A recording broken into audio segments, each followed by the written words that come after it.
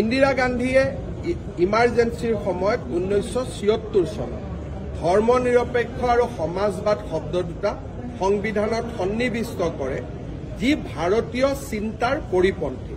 ভাৰতীয় সংবিধানৰ 14 নম্বৰ অনুচ্ছেদে ৰাষ্ট্ৰই কাকো পৃথকে পৃথকে চাব নোৱাৰিব বুলি উল্লেখ কৰি ধৰ্ম নিৰপেক্ষতাৰ এক বিশাল স্তম্ভ নিৰ্মাণ কৰি থৈ গৈছিল।